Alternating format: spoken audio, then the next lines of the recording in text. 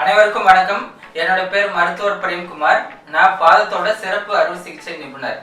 இந்த வீடியோல நான் உங்களுக்கு என்ன சொல்ல போறேன் அப்படின்னாக்கா, காலில் வர வீக்கம், அதாவது காலில் ஸ்வெல்லிங்னு ஆங்கிலத்துல சொல்லுவாங்க. இதுதான் பாதம் அப்படின்னாக்கா, இந்த கணுக்கால் மேல பாத்தீங்கன்னா நிறைய பேஷண்ட்டுக்கு இல்ல பொதுமக்களுக்கு காலில் வீக்கம் வந்துடும். இந்த வீக்கம் வர்றதுக்கு நிறைய காரணம் இருக்கு. பிரதானமா பாத்தீங்கன்னாக்கா வெரிகோஸ் வெயின் அப்படின்ட்டு நரம்பு முடிச்சு வர வியாதியில பாத்தீங்கன்னாக்கா இந்த கால் வீக்கம் வரலாம். ஏனக்கால் அப்படின்ட்டு ஒரு வியாதி இருக்கு இல்லையா, அந்த மாதிரி பிரச்சனை இருக்கிறவங்களுக்கும் காலில் வீக்கம் வரலாம். அப்படி இல்லாத கிட்னி ப்ராப்ளம் இருக்கிறவங்களுக்கோ, ஹார்ட் ப்ராப்ளம் இருக்கிறவங்களுக்கோ, லிவர் ப்ராப்ளம் இருக்கிறவங்களுக்கோ, இல்லை யூரின்ல புரோட்டீன் போகுது அந்த மாதிரி ப்ராப்ளம் இருக்கிறவங்களுக்கு இந்த மாதிரி காலில் வீக்கம் வர்றது ரொம்ப காமன். ஆனா இது எல்லாத்துக்குமே பொதுவான மேனேஜ்மெண்ட்னு பாத்தீங்கன்னா ஸ்டாக்கிங்ஸ் அப்படின்னு சொல்ற கால் உறை.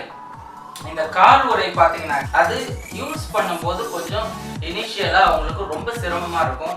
அதை யாராவது ஒரு உதவியோட தான் அதை போட வேண்டியதா இருக்கும். வேற எந்த மாதிரி ஸ்டாக்கிங்ஸ்லாம் அவைலபிளா இருக்கு?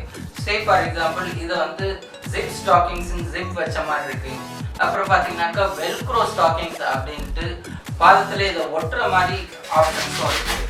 ஸோ இதை எடுத்து காலை சுற்றி அவங்க ஒட்டிக்கிட்டாங்கனாக்கா அது டைட் கம்ப்ரெஷன் கொடுக்கும். இந்த மாதிரி வீக்கத்தெல்லாம் அது குறைக்கும். இந்த வீடியோவில் நான் 1 by 1 இதெல்லாம் எப்படி யூஸ் பண்ணுறது அப்படின்னு நான் சொல்ல போகிறேன்.